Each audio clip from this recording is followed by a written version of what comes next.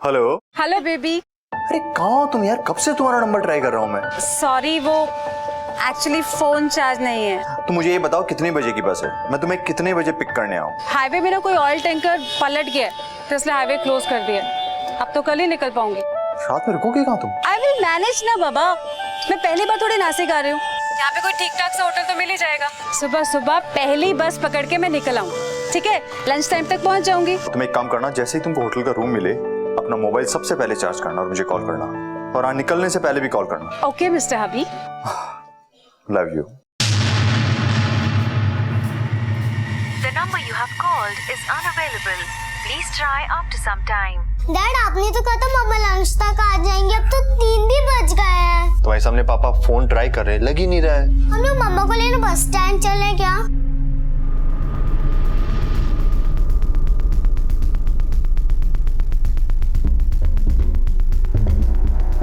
अरे इधर आना यार, इधर आना। हाँ अरे कल नासिक से बसें जाना बंद हो गई थी, हाँ अभी वापस आना शुरू हुई है क्या? हाँ, बसें तो सुबह से चालू हो गई हैं। डैडी मम्मा कब आएंगे? अभी आ जाएगी बेटा।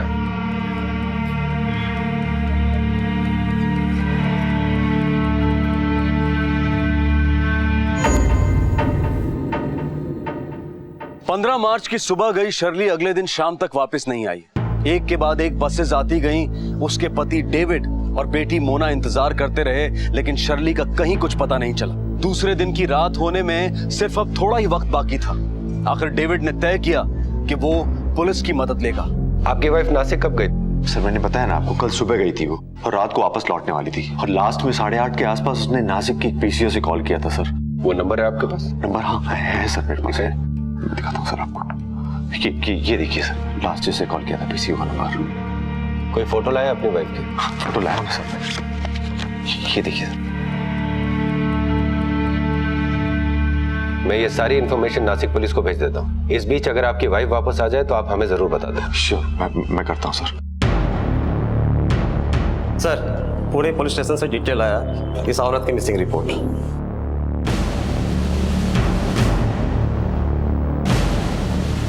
इस डिटेल के मुताबिक कल रात को इस औरत ने नासिक के किसी पीसीओ से कॉल किया था। उसका नंबर भी है यहाँ पे। जल्दी पता लगाओ कि ये नंबर किस पीसीओ का है। Yes sir. हमें वहां पर अभी पूछताछ करनी होगी।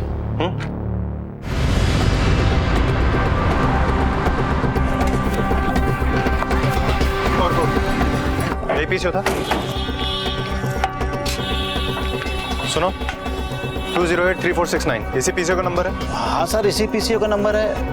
कल रात को इस औरत ने इसी पीसीओ से कॉल किया था। हाँ सर, ये 10 साढ़े 10 बजे आई थी हमारे पीसीओ पे।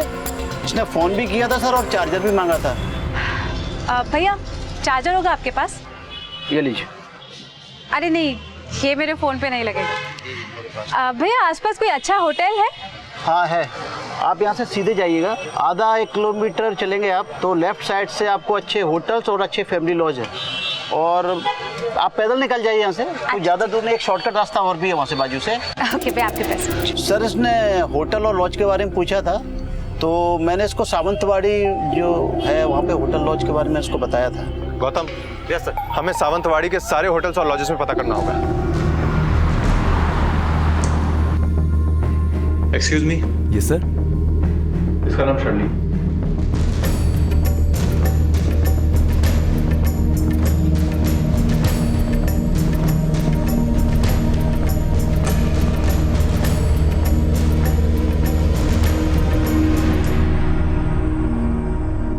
सात दिन बीत चुके थे। डेविड बहुत परेशान था। उसकी बेटी भी रोज यही सवाल करती थी कि मम्मा कब आएंगी। उम्मीद का दिया बुझता जा रहा था, और फिर पुलिस ने तय किया कि वो बस स्टॉप से होटल वाली रोड तक हर छोटे मोटे दुकानदार से, फेरी वालों से, आसपास रहने वाले लोगों से पूछताछ करेगी।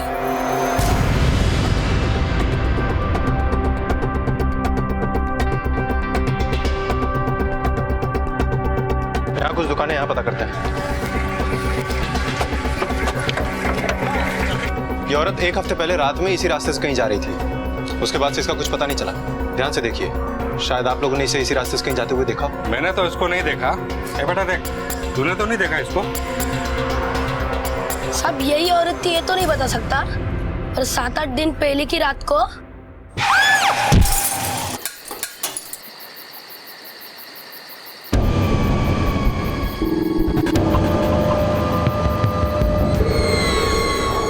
बेटा एक्सीडेंट कहाँ हुआ था? सर वहाँ उस पेड़ की तरफ। हाँ सर, यहीं पर एक्सीडेंट हुआ था, नीले कलर की कार से। देखो आसपास कुछ है क्या?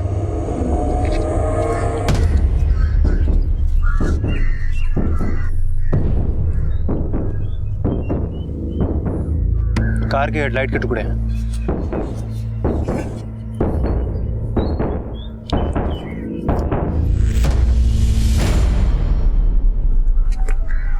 ब्रेसलेट।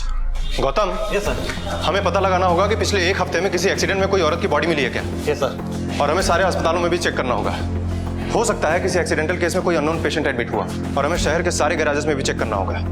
कोई नीले रंग की कार जरूर आई होगी रिपेयरिंग के लिए, जिसका अगला हिस्सा डैमेज हो और जिसके कांच टूटे हुए हो। Yes sir. और इससे पहले एक काम करो। Yes sir. ये ब्रेसलेट, इसको पुणे पुलिस स्टेशन में इंस्पेक्टर सावंत के पास भेजो। Yes sir. और उन्हें इस एक्सीडेंट के बारे में इन्फॉर्म भी करो। हो सकता है कि ये एक्सीडेंट उसी औरत का हुआ जिसकी हमें तलाश हो।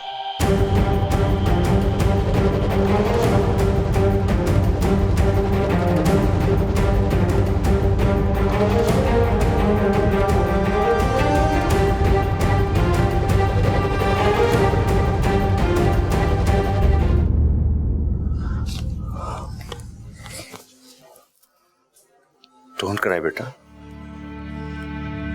मम्मा आ जाएगी। हाँ आप हमेशा कहते हो मम्मा नहीं आती है। देखो पापा ने तुम्हारे लिए कितना अच्छा पास्ता बनाया, खाओगी थोड़ा सा? नहीं खाना। थोड़ा सा देखो, टेस्ट करके देखो, थोड़ा सा। एक बार बैठो, देखो कितना अच्छा पास्ता बनाया पापा ने, है ना? Don't cry now. पापा मम्मा आ गई। मम्मा अंकल, आपको कुछ मेरी मम्मा के बारे में पता चला? बेटा तुम अंदर जाओ। इस ब्रेसलेट को पहचानते हैं?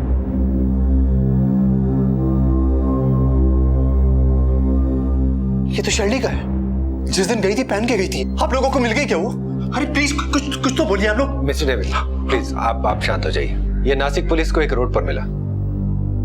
जिस रात आपकी बीवी लौटने वाली थी, उस रात उस रोड पर एक एक्सीडेंट हुआ था। उस एक्सीडेंट स्पॉट पे ये ब्रेसलेट मिला। एक्सीडेंट? कौन से हॉस्पिटल में है वो? Mister David, Nashik police inquiry कर रही है। आसपास के सभी हॉस्पिटल्स में पूछताछ जारी है। जैसे हमें कुछ पता चलेगा हम आपको इन्फॉर्म कर देंगे।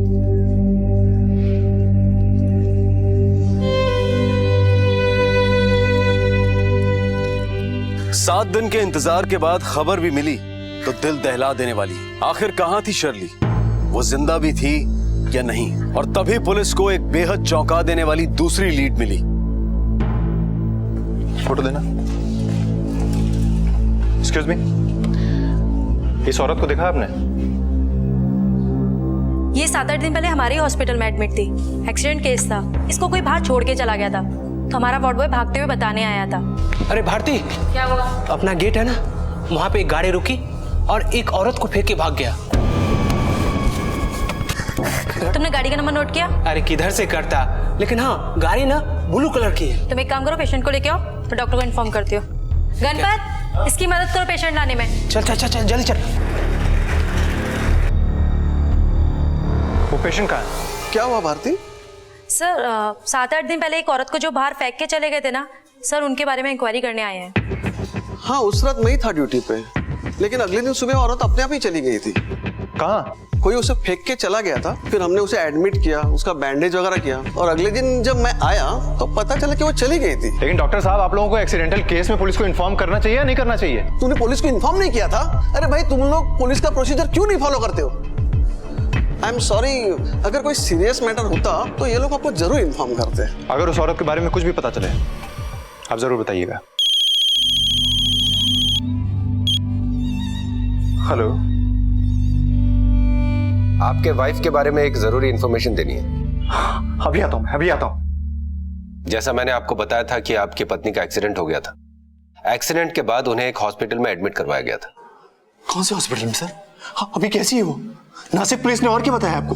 बेहोश है, इंजर्ड है, कैसी है? ज्यादा इंजर्ड तो वो नहीं होंगी, क्योंकि अगले सुबह वो चुपचाप उस हॉस्पिटल से निकल गई। हॉस्पिटल से निकल गई? तो उसको घर आना चाहिए था, मगर अभी तक तो घर आई नहीं वो। देखिए मैं बता रहा हूँ कोई मिसअंडरस्टैंडिंग हुई होगी सर। मुझे लग रहा है कुछ गलत तो नहीं हो गया। प्लीज आप थोड़ा पता कीजिए कहाँ है वो। यही बात तो हम भी जानना चाहते हैं मिस्टर डेविड। एक बात बताइए, आप उनके साथ नासिक क्यों नहीं गए थे? सर मैं उसके साथ जाना चाहता था सर, मगर इस वीक मेरी बहुत इंपॉर्टेंट मीटिंग थी इन्वेस्टर्स के साथ। मैंने बोला था शर्ली हम नेक्स्ट वीक चलते हैं। कहीं आप जानबूझकर तो उसके साथ नहीं गए? सर आप मुझ पे शक कर रहे हैं सर आप। विश्वास करने का सॉफ्टवेयर पुलिस ट्रेनिंग में हमारे दिमाग से निकाल कर फेंक दिया जाता है, इसलिए हम शक सबसे पहले और विश्वास सबसे बाद में करते हैं। तो बताइए, आप अपनी वाइफ के साथ नासिक क्यों नहीं गए? मेरा नया बिजनेस है सर, और मुझे ज्यादातर समय अपने बिजनेस को देना पड़ता है। लगभग यही कोई 6 महीने पहले शर्ली के फादर की डेथ हो गई थी सर। शर्ली काफी दिनों से बोल रही थी कि उसको उसके फादर की ग्रेव के पास जाकर बैठना है। मुझे पापा से मिलने जाना है बस। और शर्ली एक दिन पापा की ग्रेव पर अकेले नहीं बिता सकती क्या मैं? उनसे बात करनी ताकि उसकी आत्मा को शांति मिल आपकी मैरिड लाइफ कैसी थी? आपका या आपकी वाइफ का किसी के साथ कोई चक्कर तो नहीं था? सर मेरी वाइफ इतने दिनों से गायब और आप इस तरह की गिरी हुई बात कर रहे हो उसके बारे में sir. It's okay mister David, cool down. Mister David I am sorry, मेरी बात से अगर आप हर्ट हुए हो तो हमें पूछना पड़ता है, यही हमारा काम है। आपकी वाइफ काम कहाँ करती है? सर उसकी एक फ्रेंड की कंपनी है, मल्होत्रा मूवर्स एंड पैकर्स, वहीं काम करती है। उनके इस फ्रेंड का नाम क्या? समीर मल्होत्रा। उनका एड्रेस इन्हें लिखवा दीजिए।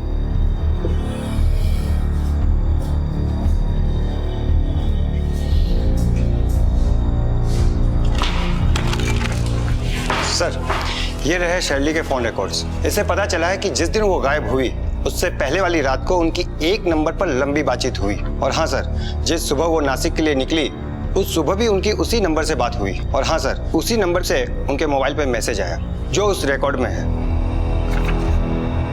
I have reached early, car में तुम्हारा इंतजार कर रहा हूं। अब यही बताएगा कि शर्ली कहाँ है। मिस्टर समीर मल्होत्रा, शर्ली कहाँ है? मुझे क्या पता सर, मैं भी बहुत परेशान हूँ। मुझे ये समझ में नहीं आ रहा है कि एग्जैक्टली उसके साथ हुआ क्या। लेकिन हमें बहुत कुछ समझ में आ रहा है। आपकी कलीग इतने दिनों से गायब है, लेकिन आपने उसके हस्बैंड को एक दिन भी फोन करके नहीं पूछा वो कहाँ है, कैसी है, कहाँ गई है? हाँ 2-3 बार कॉल किया था सर, उसका फोन बंद आ रहा था, तो इसलिए मैंने अपनी सेक्रेटरी से कहा कॉल करने को। वो रोज फॉलो अप करती थी। कमाल की बात कर रहे हो आप। आपकी कलीग, आपकी इतनी अच्छी दोस्त गायब हुई है और आप अपने सेक्रेटरी से कहते हो फॉलो अप करने को। एक्चुअली मुझे लगा शायद उसके हस्बैंड को बुरा लगेगा अगर मैं रोज कॉल करूं तो। क्या बुरा लगेगा?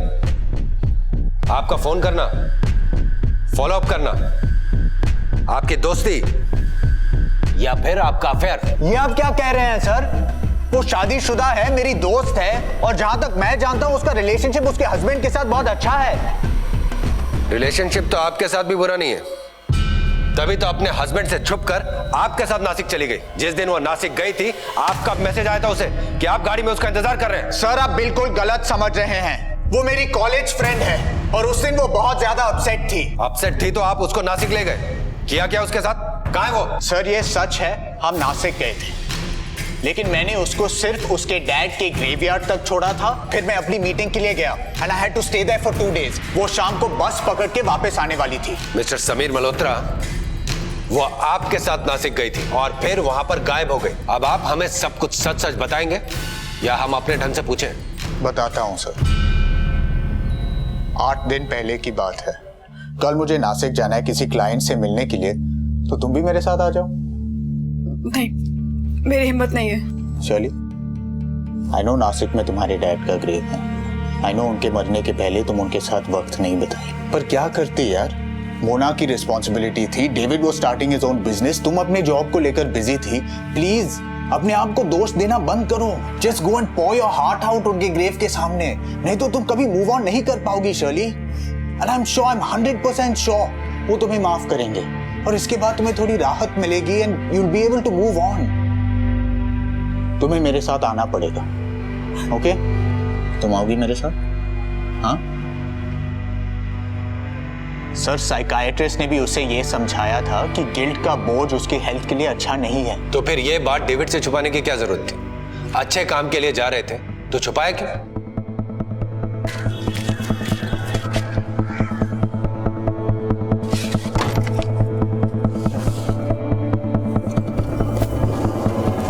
समीर, मैंने डेविड को नहीं बताया। कि तुम्हारे साथ मैं नासिक जा रही हूँ। ये सब क्यों छिपा रही हो उसे? यार तुम तो जानते हो ना, डेविड ने कितनी मुश्किल से ये नया बिजनेस शुरू किया है। मैं नहीं चाहती कि उसका एक भी दिन वेस्ट हो मेरी प्रॉब्लम्स के लिए। वैसे भी ये प्रॉब्लम्स मेरी हैं, मुझे इनसे खुद डील करना है, राइट? अगर मैं डेविड को बताती कि तुम मुझे ड्रॉप कर रहे हो तो वो भी इंसिस्ट करता साथ में आने के लिए, लेकिन मुझे पापा से अकेले मिलना है, बहुत सारी बातें करनी है उनसे। रही बात डेविड की, तो मैं उसे घर पे आके सब कुछ सच बता दूंगी। अब तुम रास्ते में कहीं मत रुकना, अब मुझे सीधा वहीं जाना है जहाँ कतरा रही थी जाने से मैं 6 महीने से। अच्छे फ्रेंड्स थे आप? जी। मिस्टर समीर मल्होत्रा, एक बात बताइए, कोई भी शादीशुदा औरत अपने मेल फ्रेंड को रात को 11-12 बजे फोन करके 1-1 घंटा बात करती है क्या? सर हम दोस्त हैं, एक साथ काम करते हैं, इसलिए। पुलिस से कुछ भी छुपाने का मतलब है जुर्म छुपाना, ये बात समझते हैं ना? एजुकेटेड है ना आप? सर उसने ये बात किसी से नहीं बताई, वो क्लिनिकली डिप्रेस थी। डेविड भी ये नहीं जानता था। ऑफिस के बाथरूम में वो घंटों रोती थी, छोटी छोटी बातों पे बहुत ज्यादा नाराज हो जाती थी, उसके मूड स्विंग्स बहुत ज्यादा थे। फिर मुझे इस सिचुएशन का सीरियसनेस सिर्फ तब समझ में आया जब एक दिन मैं उसके डेस्क पे एक फाइल खोज रहा था। तुम्हारी ये फाइल मैं कुछ करने नहीं वाली थी सर। तो फिर तुमने ये क्यों खरीदा? वो सिर्फ 1 सेकंड के लिए मेरे दिमाग में ख्याल आया और अरे 1 ही सेकंड लगता है जान लेने में, और तुमने ऐसा सोचा भी कैसे यार? जो इंसान मेरे लिए सबसे जरूरी था, जो मुझे सबसे ज्यादा प्यार करता था, मेरे डैड 1 सेकंड में दूर चले गए मुझसे। पता है,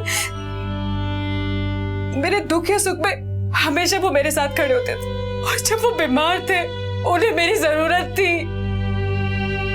तो मैं अपनी लाइफ में उलझी रही।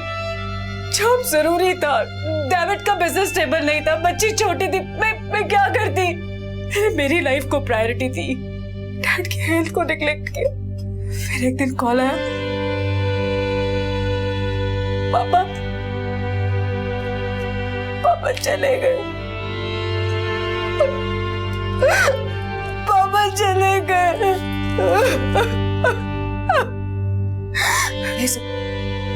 मैं अपने आप को कभी माफ नहीं कर सकती, सब मेरी वजह से हुआ। मैं बहुत बुरी हूँ, इसलिए मैं मरना चाहती थी। मेरे पापा।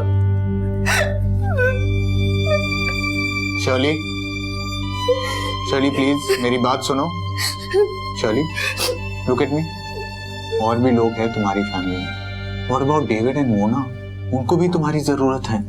Listen Shirley, I am really sorry, लेकिन मुझे डेविड को सब कुछ बताना पड़ेगा। I mean, वो तुम्हारी हेल्प कर सकता है शर्ली। नहीं समीर प्लीज, प्लीज उसे मत बताना। देखो वो ऑलरेडी बहुत परेशान है, उसे अभी अपना बिजनेस शुरू किया, उसे बहुत सारा लोन लिया, वो टेंशन में आ जाएगा। प्लीज समीर, तुम उसको नहीं बताओ। ठीक है, एक शर्त पे। कैसे शर्त? तुम्हें एक साइकियाट्रिस्ट से मिलना होगा। उस साइकियाट्रिस्ट का नंबर है आपके पास? हाँ। नंबर नोट करो। मिस्टर डेविड, क्या आप जानते हैं कि आपकी वाइफ सुसाइड करना चाहती थी? क्या कह रहे हैं आप? ऐसा कुछ नहीं था इंस्पेक्टर। जी हाँ, पिछले 4-5 महीने से वो डिप्रेशन में थी। उनका इलाज भी चल रहा था डॉक्टर पगारे से। ये बात समीर मल्होत्रा ने हमें बताई और हमने डॉक्टर से कंफर्म भी किया। मगर शिल्डे ने ये बात मुझे कभी नहीं बताई। हाँ, वो थोड़ी विजिबली अपसेट रहती थी, मगर अरे शर्ले, मेरा अरे दूध! ध्यान कहाँ है तुम्हारा? तुम्हारी आंखों के सामने सारा दूध गिर रहा है। एक्चुअली ऑफिस में थोड़ा टेंशन चल रहा है, बस वही सब दिमाग में चल रहा था। सॉरी। मगर मुझे ये नहीं पता था कि वो इतनी डिप्रेस थी। मगर उसने मुझसे ये सब क्यों छुपाया? हो सकता है कि वो नहीं चाहती हो कि मैं और टेंशन लूं। मेरे ऊपर काम का ऑलरेडी बहुत सारा प्रेशर था।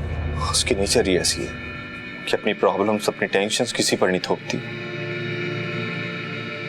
कहीं उसने सुसाइड तो नहीं कर लिया? एक तरफ मुंबई पुलिस सुसाइड की थ्योरी के आधार पर तहकीकात कर रही थी और दूसरी तरफ नासिक पुलिस उस नीली गाड़ी की तलाश कर रही थी।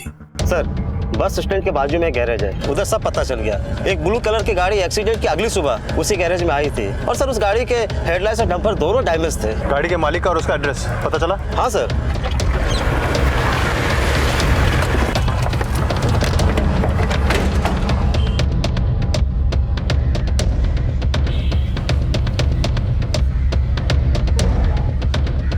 वो हेडलाइट पुरानी है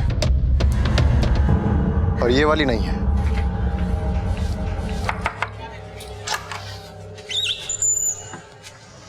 जय दीक्षित। हाँ मैं ही हूँ, बोला। और सर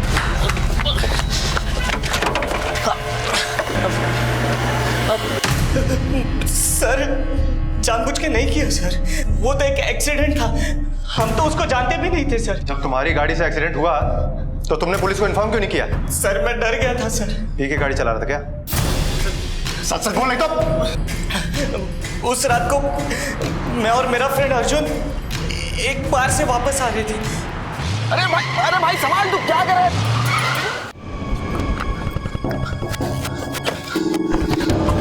अबे ये क्या कर दिया तूने? हाँ? कैसे हो गया यार?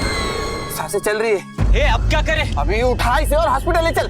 हॉस्पिटल जाएंगे, फंस जाएंगे। चुप कर, चुप, चल हॉस्पिटल ले चल पहले।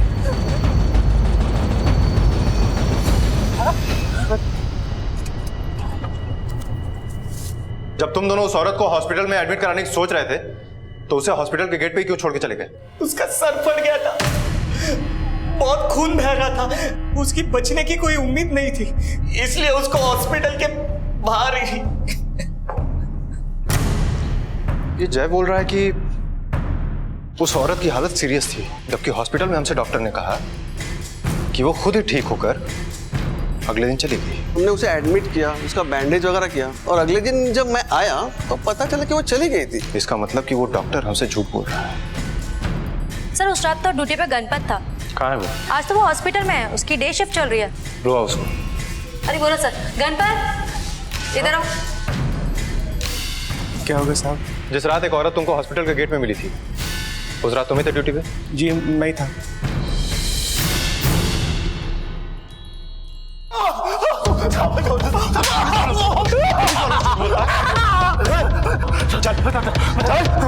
बता दो साहब, सबको बता दो। सच बता साहब, बस अपन जब इतना ही जानता है साहब, अगर लाश लवाश से तो उसे मॉर्ग तक पहुंचा दो, उसके बाद साहब जॉनी उसका क्या करता है, किसको भेजता साहब? क्या किया उस औरत की लाश के साथ? हाँ?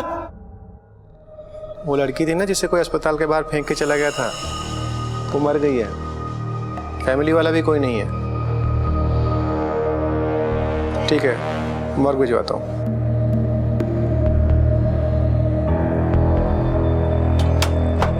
जॉले, अरे जॉले, बॉडी आ गई है। बोला नहीं था फोन में, लेडीज है। साहब जब एक हफ्ते तक कोई पूछने नहीं आया तो अपन ने जॉली को दोबारा से फोन करके बता दिया कि लाश लावारिस है। आगे बता। जॉली तेरा ही नाम? हाँ साहब मेरा नाम है जॉली। गणपत ने बताया कि 10 दिन पहले यहाँ पर एक लावारिस औरत की लाश आई थी। साहब मैं चेक करता है थोड़ा, 1 मिनट में बताता है। नहीं साहब, 10 दिन पहले ऐसा कोई भी लाश नहीं आया। गणपत को गलत फहमी हुआ है साहब, आप रिकॉर्ड चेक कर लो मांगता है तो। हेलो सर जी, 10-12 दिन से इधर एक लाश पड़ी है, उम्र उसका 20-21 होगा। नहीं उसका कोई रिश्तेदार भी नहीं आया लेने को उसको। मैं क्या करूं साहब? ठीक है साहब, आइए सर जी। 20-21 साल का बॉडी है और 10 दिन पहले का डेथ सर्टिफिकेट भी है। ये देखो ये पेपर। ये बॉडी तो बिक जाएगी, ऑर्गन डैमेज भी नहीं है, पैसा अच्छा आएगा इसका। दिखाओ।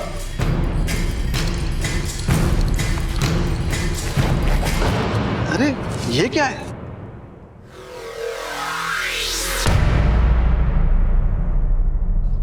बॉडी कितने में बेचोगे डॉक्टर कामत? मैं क्या करता सर जी? गणपत ने हमें सब कुछ सच सच बता दिया है। बोल के कौन कौन शामिल है इसमें? बोल। सच मुंह से निकल गया। ले चलो इन दोनों को।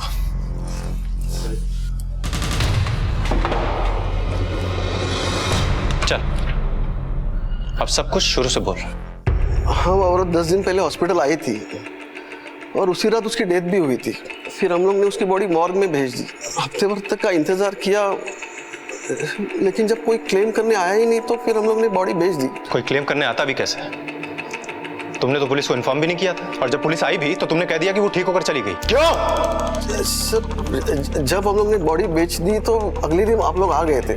फिर मैंने कहानी गढ़ दी कि वो औरत ठीक होकर चली गई। डॉक्टर होकर लाशों का कारोबार करते हो? वैसे करते क्या हो लाशों का?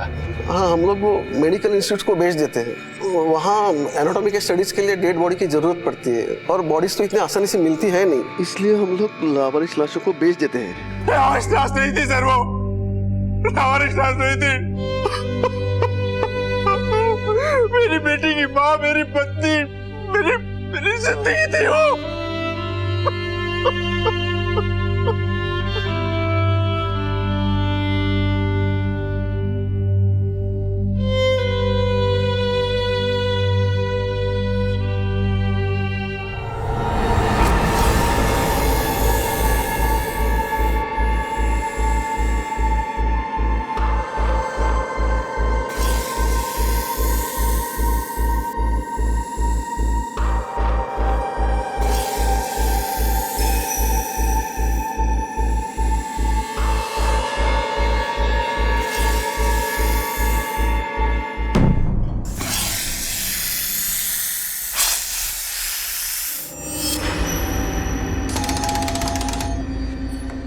उनको बोलो अभी का अभी घर खाली कर दे। क्यों पर?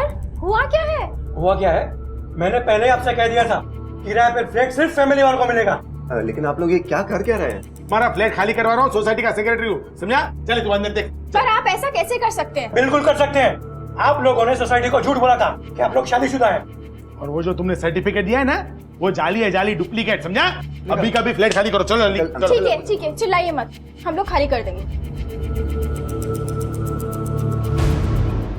रोमा, कहाँ रखा है मेरा सॉक्स? वहीं पर होंगे, साइड पर। क्या हो गया अमन? कोई भी चीज अपने आप नहीं ढूंढ सकते। कहाँ रखा है तुमने? नहीं मिल रहा मुझे। ये तो रहा, राइट साइड की ड्रॉर में है। लाओ दो। ये लो। थैंक्स।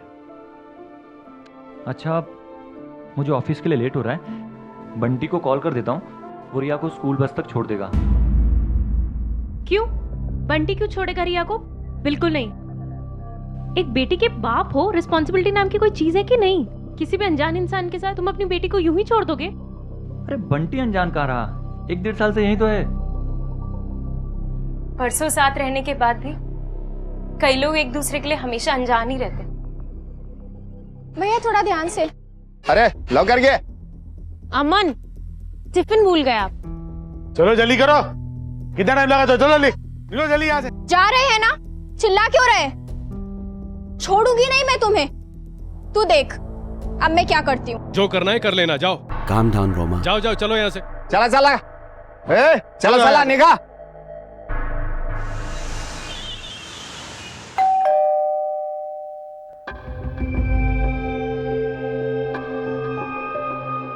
रिया बेटा। हाय बच्चा, चलो गार्डन में चलते हैं। रिया, अंदर जाओ, अपनी कॉपी और पेंसिल उठाओ और अंदर जाकर होमवर्क करो। चलो जाओ अंदर। अरे बच्ची थोड़ी देर के लिए गार्डन में खेलेगी पापा तो। प्लीज, इस वक्त रिया की पढ़ाई का टाइम है, रिया कहीं नहीं जा सकती। आप फिर कभी आना प्लीज।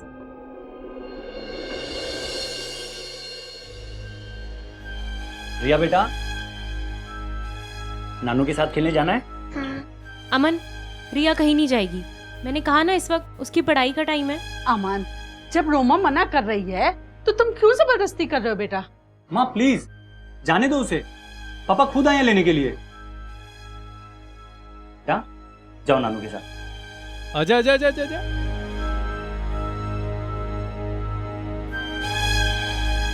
रोमा, पुरानी बातों को भूल क्यों नहीं जाती तुम? नहीं भूल सकती मैं। कुछ बीती बातें इंसान के मरने के बाद ही भुलाई जा सकती हैं।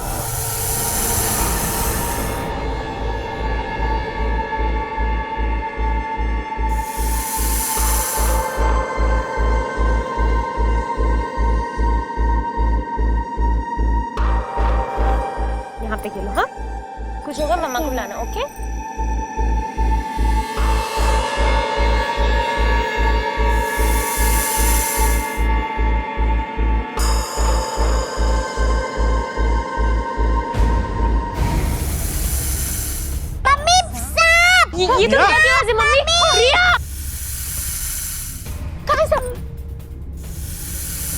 कुछ नहीं होता बेटा, कुछ नहीं होता। चला गया।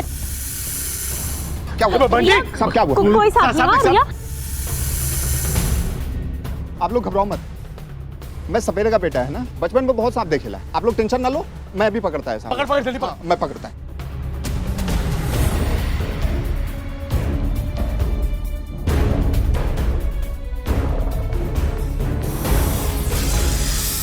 मिल गया साहब। मार दे।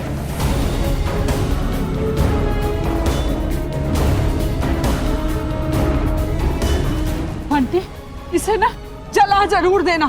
जोड़े से होते ये बदला लेने जरूर आते। बंटी जला देना उसे।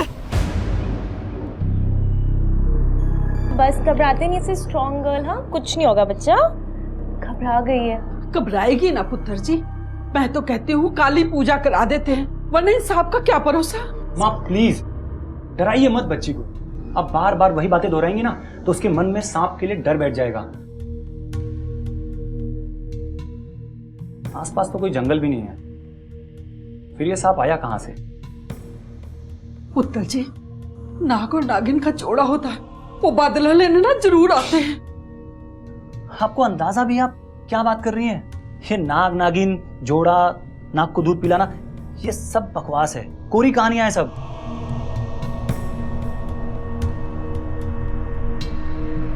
हे वाहेगुरु जी, मेरी बच्ची की रक्षा कर, मेरी बच्ची की रक्षा कर। क्या सांप को मारने पर उसकी आंखों में मारने वाले की तस्वीर रह जाती है और फिर सांप का जीवन साथी वो तस्वीर देखकर बदला लेने आता है? शहर की एक सोसाइटी में सांप के निकलने से डर का माहौल पैदा हुआ और जहां डर वहां पूजा पाठ और अंधविश्वास। माँ ये क्या नया नाटक है? ये नाटक नहीं है पुत्र, ये नाग देवता को प्रसन्न करने का तरीका है ताकि वो वापस ना आ जाए दोबारा। जय हो नाग देवता की। तू भी ना रिया कुछ भी कर दी। कहाँ बेटा, देखो मामा ने क्या बनाया है। रिया, अमन रिया कहाँ है? वो 9th फ्लोर पे गई है। अमन, मैं तुम्हें कितनी बार मना किया ना, उसे 9th फ्लोर पर मत भेजा करो। क्या जरूरत है उसे वहां भेजने की? रोमा वो तुम्हारे पापा के घर ही गई है, हर बात में इतना इशू बनाने की क्या जरूरत है? इशू मैं बना रही हूँ? अमन, मैं तुम्हें पहले भी कितनी बार क्लियर कर चुकी हूँ कि मुझे नहीं अच्छा लगता रिया पापा के घर बार बार जाए। तुम्हें समझ में नहीं आता क्या? ठीक है, मैं अपनी बेटी को खुद वापस लेकर आती हूँ। ओके?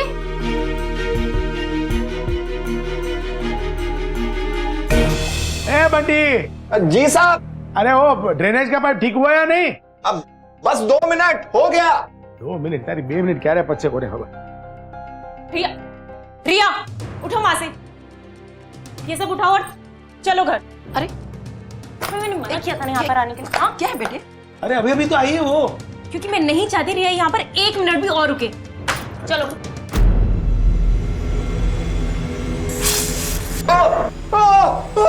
अरे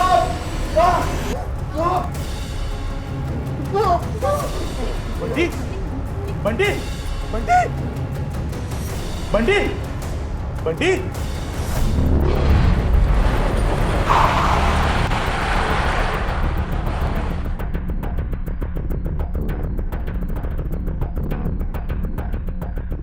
ड्रेनेज का पाइप चौक था और इसलिए मैंने बंटी को कहा था कि अंदर जाकर के चेक करे कि क्या है। वो अंदर गया और कुछ थोड़ी देर के बाद में आवाज आई अंदर से, सांप सांप करके वो बाहर आया दौड़ के। और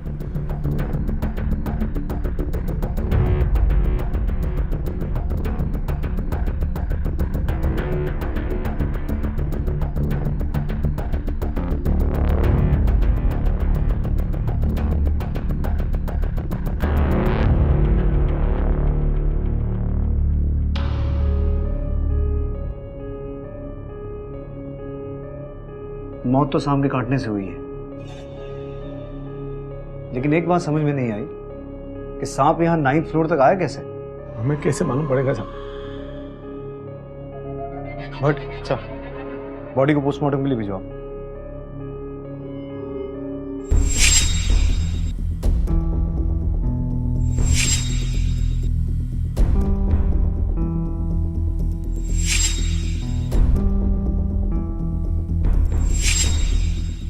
सब क्या है? कुछ नहीं सर, पढ़े लिखे मूर्खों का अंधविश्वास। कुछ दिनों पहले हमारी बिल्डिंग में एक सांप निकला था जिसे इस बंटी ने ही मारा था। तब से इन लोगों को लगता है कि वो सांप वापस लौटेगा अपना बदला लेने के लिए। रोज का यही तमाशा है। सर, मैंने आज तक किसी सांप को 9वें फ्लोर तक चढ़ते नहीं देखा। एक काम करो, स्नेक रेस्क्यूअर को बुलाओ, क्योंकि इस खतरे से बिल्डिंग वालों की हिफाजत जरूरी है। Yes sir.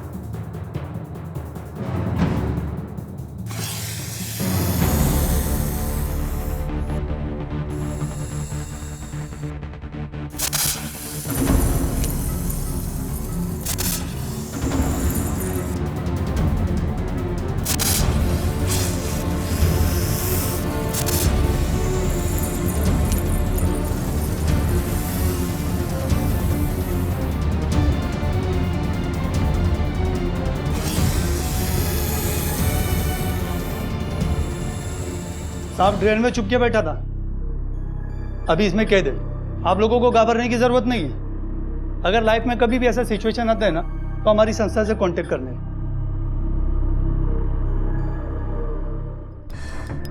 Sir, postmortem report से कंफर्म हो गई, बंटी की मौत स्नेक बाइट से ही हुई।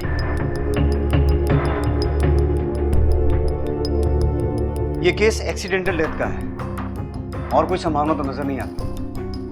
पर एक ही बात समझ में नहीं आई भट्ट, सांप बिल्डिंग के 9वें माले तक पहुंचा कैसे? बॉडी फैमिली को हैंडओवर कर दो। सर।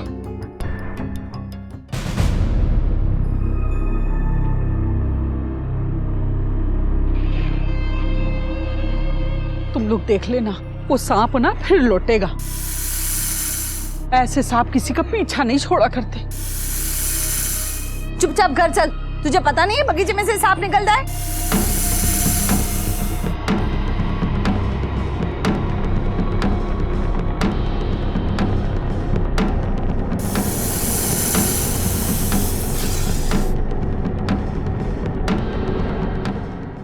माँ, ये नमक की लक्ष्मण रेखा खींचने से सांप नहीं आएगा क्या? अमन, मैं जो कर रही हूं ना, बस तू मुझे करने दे। देखो, मैं देख रहा हूँ पिछले कुछ दिनों से अपने सोसाइटी के अंदर डर का माहौल बना हुआ है। सब लोग सांप के नाम से बहुत डर रहे। मैं तुम लोगों को आश्वासन देना चाहता हूँ कि सांप पकड़ा जा चुका है, अब सांप से डरने की कोई जरूरत नहीं। अरे पर वो वापस आ गया तो क्या? क्यों? वो हमारी सोसाइटी का एड्रेस पूछने आएगा क्या? ये बात तो सही है। अरे नहीं, देखो भाई, ऐसा है कि सर्प मित्र वाले का नंबर सोसाइटी के नोटिस बोर्ड पे लगा हुआ है, वो आपकी शंका का निराकरण कर देंगे। तो अभी की डरने की जरूरत नहीं है, आप लोग सब अपने अपने घर जाओ, कोई टेंशन मत लो, ठीक है?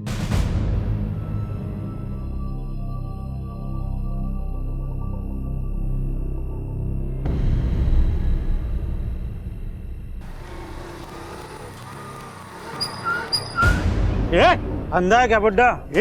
बदतमीज, सारा खुद आकर के मेरे को गाड़ी ठोकता है और मेरे को बोलता है अंधा है। तमीज नहीं है तेरे को? गलती किसी की भी हो बुड्ढे, भारी तो तेरे को ही पड़ेगी एक दिन। ठीक से बात कर, समझा ना तू मेरे से? क्या तमीज से?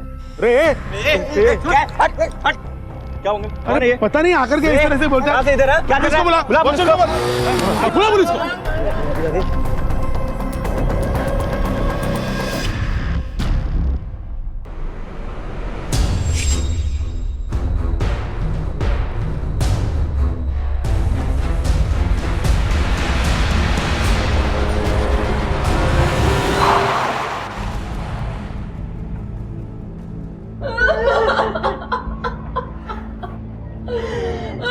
इनकी मौत भी वैसी हुई है जैसे सिक्योरिटी गार्ड बंटी की हुई थी। सर, ये भी स्नेक बाइट का ही केस लग रहा है। इसी बिल्डिंग में 2 मौतें हैं और दोनों सांप के काटने से। ये सिर्फ इत्तेफाक नहीं हो सकता। बट सर, बॉडी को पोस्टमार्टम के लिए भिजवाओ। सर, और डॉक्टर से कहना तुरंत इन्वेस्टिगेट करें, क्योंकि अब ये केस एक्सीडेंटल डेथ का नहीं, प्लान्ड मर्डर का लगता है। एक सोसाइटी में 2 लोगों की सांप काटने से हुई मौत ने सारे इलाके को हिलाकर रख दिया। सवाल उठ रहा था कि सांप इतनी ऊपर पहुंचा कैसे और उसके डसने का शिकार बंटी और भूषण ही क्यों बने। क्या कोई और भी है जो इस सांप के निशाने पर है? पुलिस को अब इस केस में किसी साजिश के होने की बू आ रही थी। सर, प्रिलिमिनरी पोस्टमार्टम रिपोर्ट आ चुकी है। सर, देखा जाए तो बंटी और भूषण के डेथ में सिमिलरिटीज बहुत ज्यादा है, जैसे कि दोनों को एक ही तरह के सांप ने काटा हो। दोनों के शरीर पे स्नेक बाइट मार्क्स और पॉइजन एक ही जैसा है। बड़ी अजीब बात है भट्ट, एक ही टाइप के कितने सांप छुपे हैं बिल्डिंग में और आए कहां से? एक काम करो, बॉडी रिलीज करने से पहले सेकंड पोस्टमार्टम रिपोर्ट का इंतजार करो। अब तो 100% मर्डर की बू आ रही है। सर, सोसाइटी के लोगों से पूछताछ करें। Make sense. चल चलिए सर। इंस्पेक्टर साहब, कुछ पता चला भूषण जी की मौत कैसे हुई? क्या उन्हें भी सांप नहीं काटा है? देखिए, प्रीलिमिनरी रिपोर्ट से तो ऐसा ही लगता है कि आपके बिल्डिंग के गार्ड बंटी और सेक्रेटरी भूषण जी को एक ही प्रजाति के सांप ने काटा है, लेकिन अभी तक ऐसा अरुणा आंटी सही कहती हैं, जोड़ा बदला लेने आया है, एक एक करके सबको मारेगा। देखिए, ऐसा कुछ होता नहीं है, आप लोग परेशान मत होइए। मुझे लगता है सर्पमित्रा ने सांप को पकड़ा ही नहीं है, बुद्धू बना गया हमें। नहीं साहब, वो सांप को तो मैं तभी जंगल में छोड़ दिया था। ये देखिए, ये फॉरेस्ट ऑफिसर का रसीद है मेरे पास। सब एक बात बोलूं क्या, अगर वो सांप पकड़ा नहीं भी जाता था ना, तो उसके काटने से किसी की मौत नहीं होती थी। क्यों? क्योंकि सांप की विष ग्रंथियों यानी वेनम ग्लैंड्स में फिर से जहर बनने में कम से कम 1 महीने का वक्त लगता है। अभी तो 10 दिन ही हुए। तुमने जो सांप पकड़ा था वो रेजिडेंशियल इलाकों में पाया जाता है? नहीं, वो एक मालबार पिट वाइपर था। अंबोली गांव के आसपास के जंगल में मिलता है, मगर मुंबई के आसपास में कहीं पे भी नहीं। साहब, काहीतरी लोचा है। एक तो वो सांप शहर आता नहीं, और अगर वैसे सांप ने सेक्रेटरी को काटा है तो वो सांप कहां से आया? या वो सांप लाया कौन? अब ये तो हमें अंबोली गांव चलकर ही पता चलेगा, जहां ये सांप पाए जाते हैं। पता तो चले, एक ही जाति के 2 सांप जंगल छोड़कर शहर आए कैसे? एक काम करो, गाड़ी सपेरों की बस्ती की तरफ लो।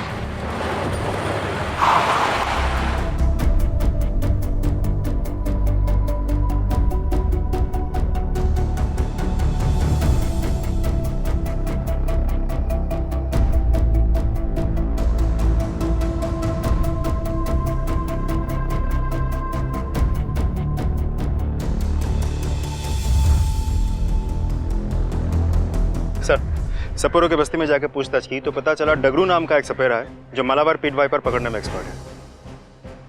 चला डगरूला भेट गया। सर,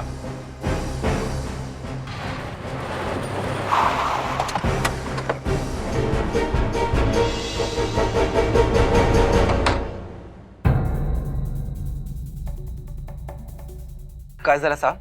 दगड़ू। हाँ साहब। सर, ये तो सोसाइटी के सिक्योरिटी गार्ड बंटी का बाप है, बॉडी लेने आया था। कहाँ रे दगड़ू? जब बॉडी लेने आया था तब तो कुछ बोला नहीं, अभी बहुत तारीफ सुनी है तेरी कि तू वाइपर पकड़ने में एक्सपर्ट है। अब सीधा सीधा बताएगा, जो सांप तेरे बेटे बंटी को काटा वो समर्पण सोसाइटी में कैसे आया? साहब मैं डर गया था साहब। ऐसा क्या किया था जो डर गया था? साहब, मेरे को एक दिन बंटी का फोन आया, वो बोला कि जहरीला सांप मांगता है। मैं बोला काय को, पर वो बोला सिर्फ आप लेके आने का, पैसा मिलेगा।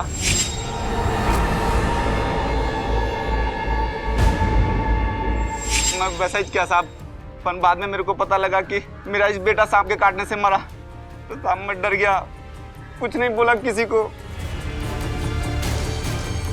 क्यों चला एला? साहब मैं काहे नहीं केला साहब।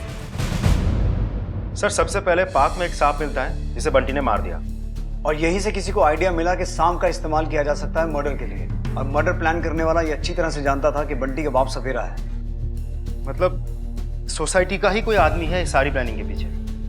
बट बंटी गया था सेक्रेटरी भूषण का ड्रेनेज पाइप ठीक करने, और बंटी वो आदमी है जिसने सांप अरेंज किया था अपने बाप के थ्रू। बट इसका मतलब ये हुआ कि प्लानिंग थी भूषण को मारने की, लेकिन सांप ने गलती से बंटी को ही डस लिया। और साहब, दगड़ू बोला कि एक ही सांप, तो दूसरा सांप कहां से आएगा? क्योंकि बंटी तो पहले मर चुका था। तो फिर सर, ये कौन हो सकता है जो सेक्रेटरी भूषण को मारना चाह रहा था? इसका जवाब हमें सोसाइटी से ही मिलेगा। नाही साहेब, मला काहीच माहित नाही. हमारी तो रातों की नींद हराम हो गई है. भूषण जी का किसी के साथ कोई झगड़ा? हाँ सर, एक बाइक वाला हमसे टकराया था और उन लोगों ने उन्हें धमकी भी दी. कौन थे वो लोग? कोई जान पहचान वाला या आसपास की सोसाइटी से कोई? नहीं सर, यहाँ तो पहले उनको कभी नहीं दिखा. सर मुझे उनके बाइक का नंबर याद है, MS022558 था. हट सर, इस बाइक का पता लगा. मैं रोमा से मिल के आता हूँ. भूषण जी की बेटी है, उसे कुछ तो पता होगा. रोमा जी, कुछ दिन पहले 2 बाइक वालों ने भूषण जी को धमकी दी थी. आप उनकी बेटी हैं, आपसे कुछ बात की थी उन्होंने? जी नहीं सर, पापा ने कभी इस बारे में कोई जिक्र नहीं किया. लेकिन हाँ सर, कुछ दिनों पहले पापा ने एक कपल को सोसाइटी से निकाला था. छोड़ूंगी नहीं मैं तुम्हें. तू देख अब मैं क्या करती हूँ. आपके पास वीना और उसके पति का कोई एड्रेस या नंबर है? हाँ सर, वो लोग टेनेंट थे तो ऑफिस के पेपर्स में होगा ही. Thank you.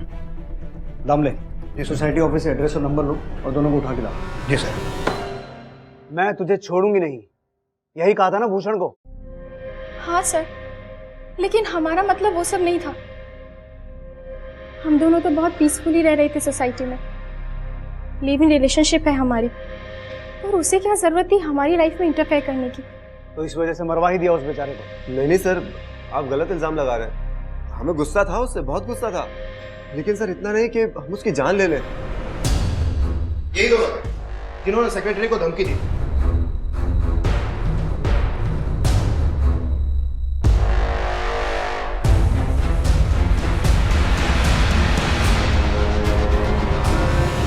किसने भिजवाया था तुम्हें? साहब, इन्होंने पैसा दिया था, बोला बुड्ढे को तंग करने का, पर हमने कुछ नहीं किया साहब. मारने के लिए नहीं बोला था.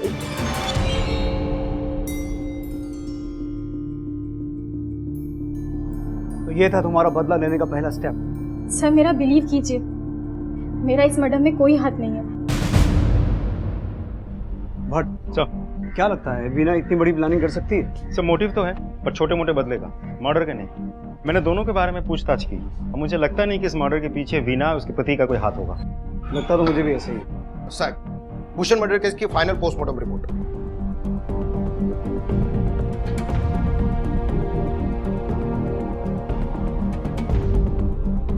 मौत सांप के जहर से हुई है, वाइपर के जहर से, लेकिन सांप के काटने से नहीं. साहब, शरीर पे जो सांप के काटने के निशान मिले हैं, एक्चुअली वो सिरिंज के हैं. इस तरह बनाए गए हैं कि हमें लगे सांप ने ही काटा हो. कोई डाउट नहीं, ये मर्डर है. दमले, एक काम करो, पता लगाओ ये जहर आ कहां से सकता है. बंटी का बाप हमारी हिरासत में है, उसे तोड़ो. अगर उसे पता होगा तो वो बक देगा. हो सर. तब तक हम ये पता लगाते हैं कि किसी की भूषण से ऐसी क्या दुश्मनी हो सकती है जो उसे इस तरह से मारा. गहरी नफरत की बू आ रही है इस मर्डर केस से. हम आपको क्या बताएं, अपने बाप से बात नहीं करती वो औरत. बेटी है, थोड़ा बाप के लिए सोचना चाहिए था. अपनी बच्ची को नाना के पास नहीं जाने देती थी. पर क्यों? वो नहीं चाहते थे कि बेटी की शादी अरुणा जी के घर में हो. भूषण जी ठहरे अमीर आदमी और दामाद मिडिल क्लास. तो आपको लगता है इसी वजह से? हमने ऐसा नहीं कहा, हमें जितना मालूम था वो आपको बताया. Thank you. बट मैं रोमा से मिल के आता हूँ. तुम इस बिल्डिंग में और लोगों से पूछताछ जारी रखो. भूषण जी इस बिल्डिंग के सेक्रेटरी थे, बहुत से लोगों से दुश्मनी हो सकती है उनकी. हाँ सर, मैं गुस्सा थी पापा पर. दरअसल मैं अमन से प्यार करती थी और इन्हीं के साथ शादी करना चाहती थी, लेकिन पापा नहीं चाहते थे कि मेरी शादी अमन के साथ. इसलिए उन्होंने एक दिन जाकर अमन के खिलाफ पुलिस कंप्लेन कर दी कि वो एक नाबालिग लड़की के साथ शादी कर रहा है, जबकि ऐसा कुछ भी नहीं था. उनका मानना था कि अमन मेरे लायक नहीं है, जबकि हम एक ही सोसाइटी में रहते थे. लेकिन पापा को ऐसा लगता था कि अमन और उनका स्टेटस मैच नहीं करता. देखिए सर, मैंने फिर जाकर अपना बयान दिया पुलिस को और मैंने सीधे साफ साफ कह दिया कि मैं बालिग हूँ और अपनी मर्जी से इनके साथ शादी करने जा रही हूँ. सर, मैं मानती हूँ कि मैं पापा पर बहुत बहुत ज्यादा गुस्सा थी, लेकिन इसका मतलब ये तो नहीं कि मैं उनका मर्डर प्लान करूंगी. रोमा का भाई. अमन प्लीज, भैया का इन सबसे कोई लेना देना नहीं है. उनका नाम क्यों ले रहे हो बीच में? एक मिनट, बोलने दीजिए उन्हें. क्या कह रहे थे आप इनके भाई के बारे में? सर, रोमा का एक भाई भी है, अभिजीत. अपने पापा से बिल्कुल नहीं बनती थी उसकी, बहुत नफरत करता था वो उनसे. शायद कुछ प्रॉपर्टी का मैटर था, वो 9th फ्लोर का फ्लैट बेचना चाहता था.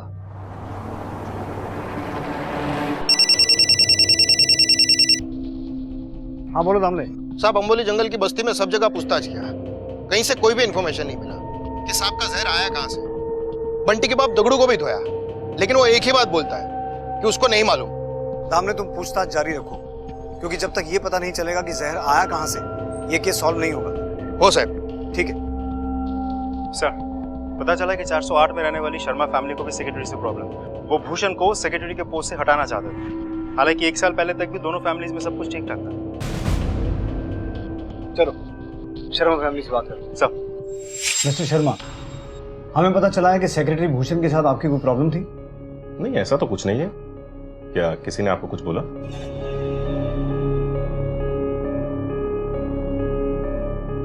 शर्मा जी, एनसीसी की ट्रेनिंग ली है आपने? जी। कैंप्स में भी गए होंगे? जी। एनसीसी की ट्रेनिंग में सिखाया जाता है कि सांप से बचना कैसे है, और अगर सांप सामने आ जाए तो उसे हैंडल कैसे करना है। आखिर आप कहना क्या चाहते हैं? आपसे जितना पूछा जाए उसका जवाब दीजिए। भूषण से क्या प्रॉब्लम थी आपकी? रुचिका को अंदर लेके जाओ। सर, वो सेक्रेटरी बहुत ही कमीना और नीच किस्म का इंसान है। उसने मेरी छोटी सी बच्ची को मॉलेस्ट करने की कोशिश की। भट्ट, भूषण के बारे में जो अभी पता चला वो बेहद शॉकिंग है। सोचा नहीं था इस केस में बच्चे के साथ मोलेस्टेशन का एंगल भी सामने आएगा। सर, अगर शर्मा की बात सही है तो भूषण के खिलाफ और लोगों की भी शिकायत होगी, पर इस बारे में कोई आसानी से बोलेगा नहीं। एक काम करो भट्ट, अपनी लेडी कांस्टेबल सुषमा को सोसाइटी में सादे कपड़ों में भेजो, उसे वहां के लोगों से बात करने दो। हो सकता है इस बारे में और भी बहुत कुछ सामने आए। अपने पिता की प्रॉपर्टी पे नजर थी तुम्हारी? सर, नजर जैसी कोई बात नहीं। मैं बस अपने पापा को समझा रहा था कि ये प्रॉपर्टी बेच देते हैं, अच्छी खासी कीमत मिल जाती और हम कहीं शिफ्ट हो जाते, और मुझे भी बिजनेस स्टार्ट करने के लिए, इन्वेस्टमेंट के लिए हेल्प हो जाती, और वो राजी नहीं हुए सर। तो ये रास्ता चुना तूने अपने पिता की प्रॉपर्टी हासिल करने के लिए? सर, ऐसी कैसी बातें कर रहे हैं आप? हम तो ऐसी वैसी ही बातें करते हैं। जिस वक्त तुम्हारे पिता की मौत हुई कहाँ थे तुम? मैं एक ऑर्केस्ट्रा बार में था, दहीसर में। और घर कब लौटे? क्योंकि तहकीकात के समय हमने तुम्हें घर में नहीं देखा। सर, मैं घर आया था लेकिन पैसे लेने, क्योंकि बार का पूरा पेमेंट मैंने नहीं किया था, वही लेने मैं घर में आया था। इसलिए मैंने पैसे लिए और 10-15 मिनट में मैं वहां से चला गया। अभिजीत, 10-15 मिनट बहुत होते हैं जहर का असर होने के लिए। देखिए सर, मैं मानता हूं कि मेरी आदतें अच्छी नहीं है, लेकिन ये सब मैंने नहीं किया है, और आप चाहें तो अफसर बार में कॉल करके पूछ सकते हैं मेरे बारे में। बिना पूछे ही सफाई देनी शुरू कर दी? ठीक है, फिलहाल तुम जा सकते हो, पर याद रखना हमारी नजर है तुम पर।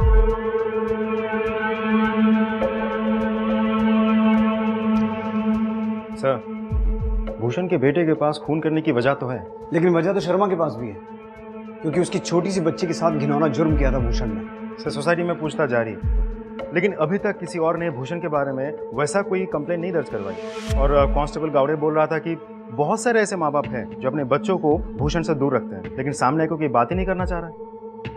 हाँ बट अक्सर बदनामी के डर से माँ बाप चुप रहते हैं, और यही तो वजह है कि बच्चों के साथ हुए दुर्व्यवहार की रिपोर्ट पुलिस में दर्ज ही नहीं होती है, और ऐसे मुजरिमों के हौसले और बढ़ जाते हैं। एनीवेज भट्ट, तुम बिल्डिंग के आसपास से भूषण का पूरा बायोडाटा निकलवाओ। हर छोटी बड़ी जानकारी चाहिए मुझे, बेटी, दामाद, सबके बारे में। सब कोशिश करना छोटे बच्चों से बात करो, क्योंकि छोटे बच्चे अक्सर ऐसा सच बोल देते हैं जो बड़े बोलने से कतराते हैं। क्या और भी कोई बच्चा शिकार हुआ था उसके इस दुष्कर्म का? क्या उन्हीं में से किसी एक ने भूषण से अपना बदला लिया था, या फिर कोई और वजह थी इस हत्या की? हाँ बोलो दामले। साहब, मला एक माहिती भेटली आहे। कुछ लोग हैं जो चोरी छुप के सांप का जहर निकाल के बेचते हैं। क्या? हाँ साहब, ये लोग सांप पकड़ने में एक्सपर्ट तो है, साथ में इसका जहर निकाल के बेच भी देते हैं। मैं उसके आगे भी पूछताछ करता हूँ। सर, सोसाइटी वालों से पता चला कि भूषण अक्सर बच्चों के साथ ही रहता था। इससे पहले भी कई लोगों ने उसकी हरकतों के खिलाफ शिकायत की, पर फैमिली वालों ने बात दबा दी। सब 2-3 लोग हैं, मैं उनका नाम और पता बताऊंगा, पर अपना नाम बीच में नहीं आना चाहिए सर। जल्दी बता, तेरा नाम नहीं आएगा।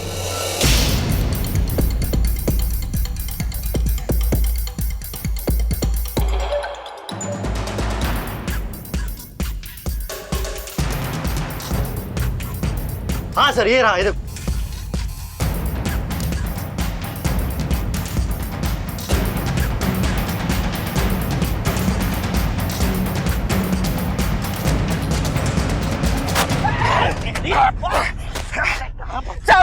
नहीं मालूम साहब। साहब मेरे को कुछ नहीं मालूम साहब। काहे रे? समर्पण सोसाइटी में किसको सांप का जहर बेचा? साहब मैं बताता है साहब। साहब एक बाई थी साहब। आगे बोल आगे बोल। साहब उसने मेरे को 5,000 रुपया दिया, बोला कि किसी को बताने का नहीं। चेहरा याद है उसका? हाँ साहब।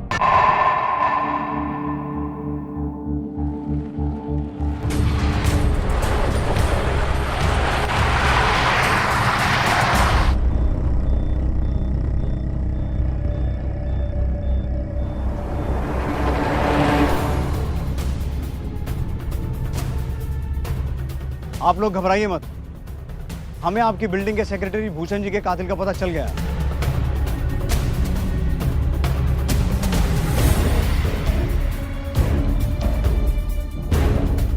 रोमा, चलो हमारे साथ, अरेस्ट करो इन्हें।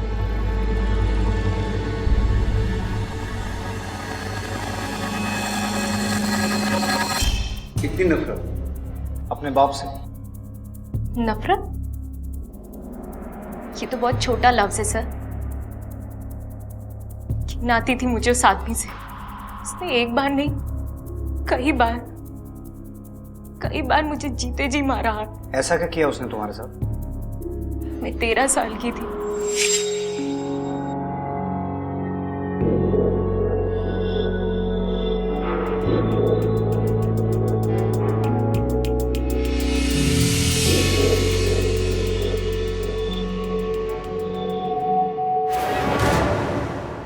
फिर 1 महीने बाद वो वापस से मेरे कमरे में आया।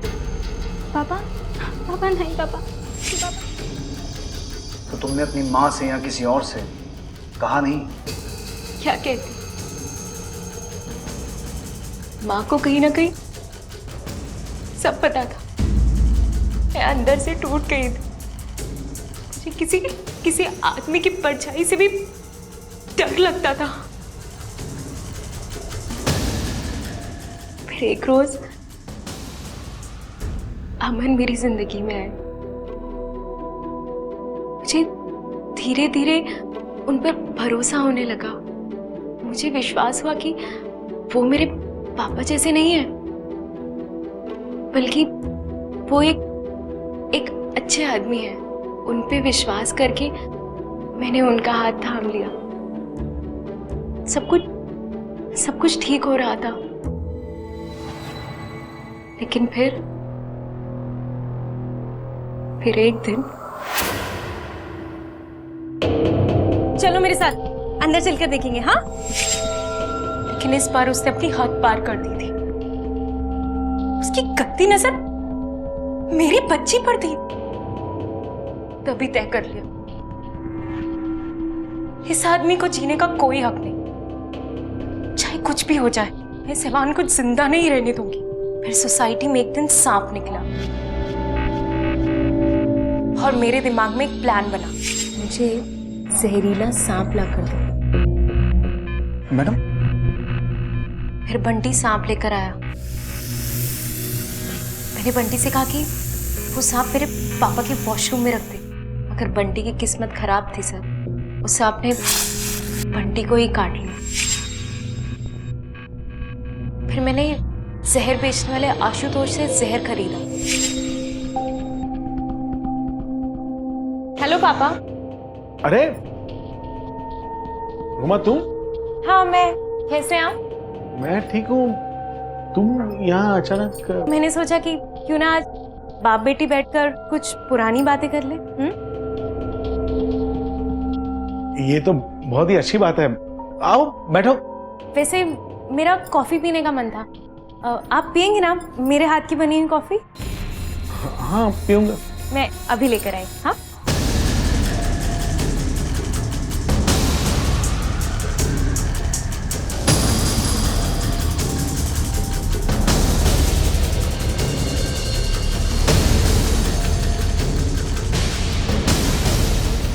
बहुत सुकून मिला मुझे उस आदमी को मरता देखकर। चैन की नींद सोई। चाहती तो थी कि मैं अपना गुनाह कबूल कर लूं, लेकिन फिर बेटी की चिंता थी इसलिए चुप रही। मैं अपने आप को तो नहीं बचा पाई,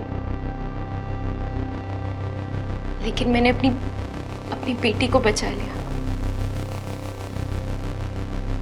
मैंने जो किया जो उसका कोई अफसोस नहीं। रोमा, तुम्हारे साथ जो कुछ भी हुआ बहुत बुरा हुआ। तुम्हारे पिता ने बहुत घिनौना जुर्म किया तुम्हारे साथ। हाँ, ये सही है कि तुम छोटी थी, किसी से बात नहीं कर पाई, लेकिन तुमने जो कुछ भी किया उसे सही नहीं ठहराया जा सकता। अगर तुम कानून की मदद लेती तो शायद तुम आज अपनी बेटी के साथ होती। गुस्सा और नफरत हमें ही खत्म करते हैं, लेकिन हमें ऐसा लगता है कि हमने किसी और को खत्म कर दिया।